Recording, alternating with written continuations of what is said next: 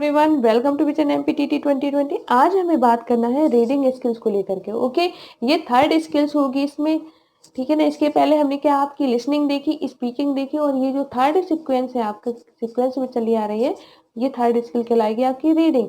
Reading अर्थात पठन कौशल जिसको बोलते हैं हिंदी में।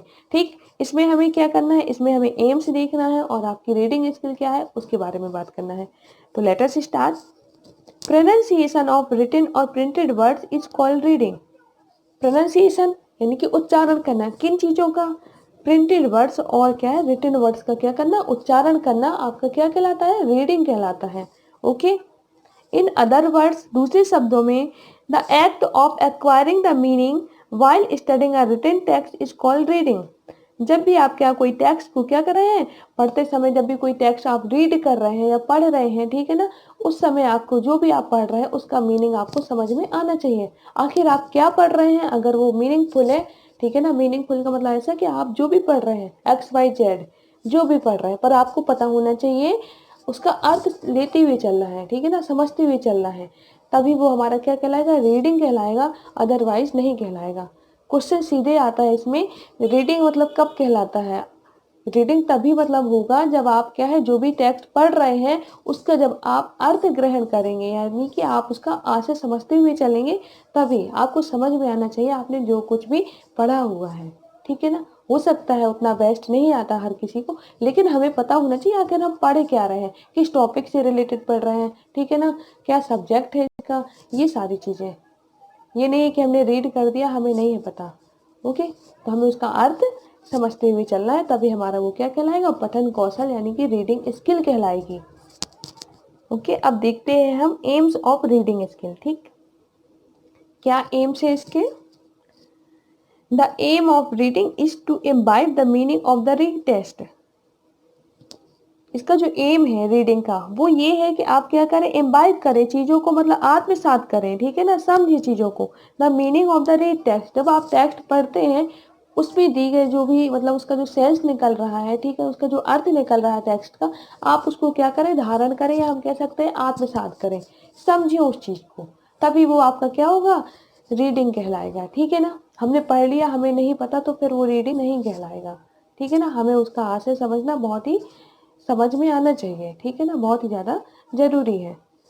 नेक्स्ट है, the aim of reading is to impart knowledge about the culture happenings. ठीक है ना, अब एम क्या है रीडिंग का, आप अगर कुछ भी स्टडी कर रहे हैं, कुछ भी अध्ययन कर रहे हैं, ठीक है ना, तो उसमें आप क्या है, बहुत सारी जो कल्चरल आपकी जो एक्टिविटीज हैं, जो आपकी कल्चरल जो छटाएं हैं, ठीक है ना, कहाँ कैसी सांस्कृतिक जो छटाएं हैं उसके बारे में क्या है, नॉलेज प्राप्त करना, ठीक है ना, उसके बारे में क्या होना, नॉलेज होना, ठीक है ना, हमें इससे क्या करना, अवगत कराना है, ठीक है ना।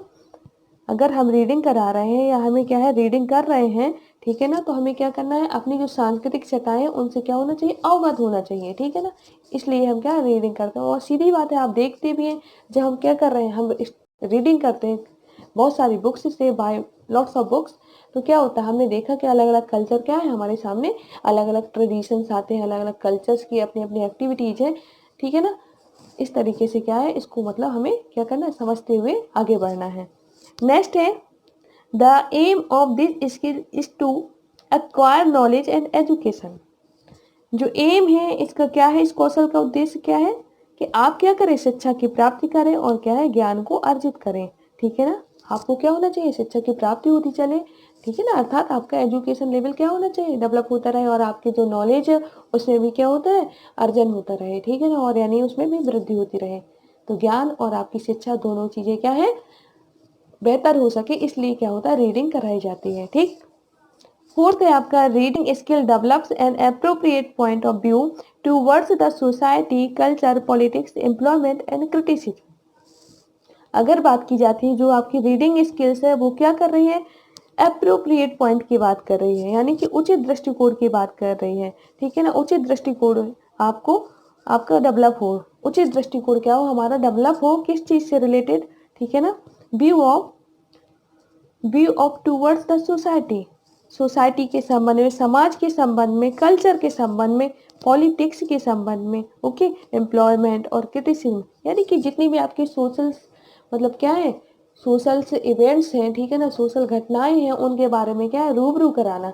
जो भी हमारी कल्चरल इवेंट्स हैं, ठीक है ना, उनके बारे में क्या है आपके पर्सनल क्या होने चाहिए, आपका एप्रोप्रिएट क्या होना चाहिए, व्यू होना चाहिए, उचित दृष्टिकोण होना चाहिए। इन सारी चीज़ों को क्या है डेवलप कराना, ये रीडिंग का थोड़ा सा एम्स होता है, ठीक। ताकि आप पढ़ेंगे तो आप चीज़ें समझेंगे, जब आप समझ पाएंगे तो क्या करेंगे, चीज़ों को बहुत ही अच्छी तरीके से डिफाइन कर पाएंगे और एप्रोप्रिएट क्या क्रिटिसिज्म भी कर पाएंगे सोसाइटी में कि हाँ क्या उपयुक्त है और क्या उपयुक्त नहीं है। इन चीज़ों के बारे में आप डिसीजन ले पाएंगे। Okay, to teach the students various symbols of the script and alphabets. हमें क्या करना है, स्टूडेंट को सिखाना है क्या चीज़, कि आप क्या सिंबल्स को पहचाने। किस चीज़ के सिंबल्स को, स्क्रिप्ट जो आपकी लिपि के हैं सिंबल्स, जो आपके अल्फाबेट्स की हैं, ठीक है ना, लेटर्स के जो सिंबल्स हैं, वर्डमाला जिसको हम कह सकते हैं, ठीक है ना, लिपि में जो अक्षर यूज होते हैं, इन सारी चीज़ों को आपको अपनी लिपि का और आप अपने वर्णमाला का ज्ञान रखें। ये सारी चीज़ें क्या है स्टूडेंट को सिखाई चाहिए, या फिर मतलब जो रीडिंग कर रहा है उसको इन चीज़ों के बारे में क्या नॉलेज होना चाहिए। ये रीडिंग का क्या है थोड़ा सा हमारा पर्पज होना चाहिए टीचर का, कि स्टूडेंट को वो ये सारी चीज़ें बता सकें। होगा कि एक्चुअली जब आपको सिंबल का नॉलेज होगा तो आप रीडिंग करने लायक हो जाएंगे, आप रीडिंग करने में क्या है सक्षम हो पाएंगे, तभी आप रीडिंग कर पाएंगे। और हम लोगों ने भी, अपन ने भी यही किया है। क्या किया है, स्टार्टिंग में छोटा का, छोटा आ बड़ा, ये सारी चीज़ें पढ़ाई हैं। क्यों, ताकि आपको ज्ञान हो जाए स्क्रिप्ट का, और आपको ज्ञान हो जाए किस चीज़ का, अल्फ़ाबेट्स का, जिससे आप क्या है आने वाले वर्ड्स को क्या है सेंटेंस में, हमने वर्ड्स बोले फिर सेंटेंस बोले, इस तरीके से, ठीक। नेक्स्ट हम देखते हैं to make the students capable of reading correctly with appropriate expression. हमें क्या करना है, स्टूडेंट्स को क्या बनाना है, कैपेबल बनाना है। किस चीज़ में, कि वो करेक्टली मतलब पढ़ सके, जो भी वो रीड कर रहे हैं वो कैसा होना चाहिए, करेक्ट होना चाहिए, विद एप्रोप्रिएट एक्सप्रेशन। और आपके जो हाव भाव है, जो मतलब एक्सप्रेशन है, जो आपकी अभिव्यक्ति है, उचित अभिव्यक्ति कर पाए, ठीक है ना। ये भी हमें क्या करना है, स्टूडेंट को इतना थोड़ा सक्षम बनाना है, ठीक है ना। टीचर को क्या करना है, स्टूडेंट को सक्षम बनाना है, ठीक है ना, ताकि वो रीडिंग कर पाए। क्या हम लोग अपने आप सक्षम हो गए क्या, नहीं ना।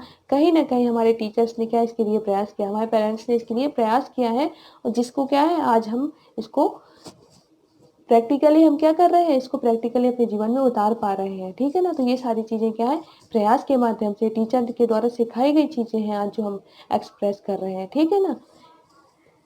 नेक्स्ट हम देखते हैं to make students confident in oral expression. और हमें क्या बनाना है, स्टूडेंट को कॉन्फिडेंट बनाना है, ठीक है ना। किस चीज़ में, ओरल एक्सप्रेशन में, कि बच्चा क्या हो, जो कुछ भी अगर बात पढ़ रहा है, जो कुछ भी क्या है बोल रहा है, वो बेझिझक बोल सके, ठीक है ना, विदाउट हेजिटेशन बोल सके, ठीक है ना। इसके भी क्या है कैपेबल बनाना है, ठीक है ना।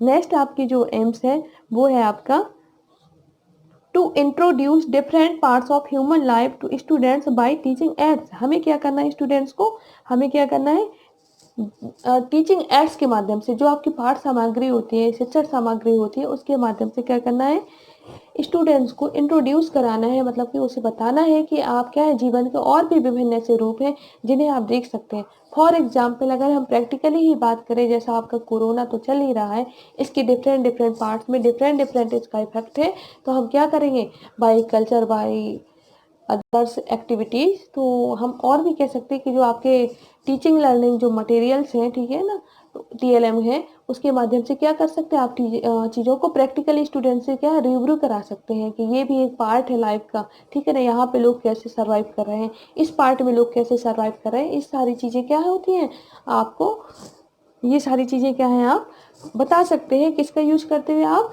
टीचिंग जो एड्स होते हैं उनका यूज करते हुए, ठीक है ना। जीवन के विभिन्न घटनाओं और जीवन के विभिन्न संदर्भों में क्या है स्टूडेंट को रूबरू करा सकते हैं। Okay, to introduce the habit of self study by reading. और हमारा जो मेन पर्पज होता है कि बच्चा रीडिंग करे, तो रीडिंग का जो मेन पर्पज है वो ये होता है कि बच्चा क्या हो सेल्फ स्टडी कर सके, ठीक है ना, खुद से स्टडी कर सके, ये बच्चे में क्या हो डेवलप हो सके, ठीक है ना। स्वाध्याय की जो हैबिट होती है ना सेल्फ स्टडी की, इसकी प्रवृत्ति जो होती है बच्चे में वो जागृत हो सके, ठीक है ना। इन सारी चीज़ों के बारे में हमें क्या फोकस करना है। To convert no glossary of student to active glossary. हमें क्या करना है, जो छात्रों की जो परिचित शब्दावली है उसको क्या सक्रिय शब्दावली में क्या करना है, हमें चेंज करना है, ठीक है ना। हमें क्या करना है, छात्र जो वो जानते उसको एक्टिवली मतलब वो उसको यूज कर पाए, एक्टिवली उसका क्या है समझ पाए, प्रयोग जान पाए, इसको क्या करना है हमें उसमें कन्वर्ट करना है, ठीक है ना। ओके मतलब okay, thank you to all.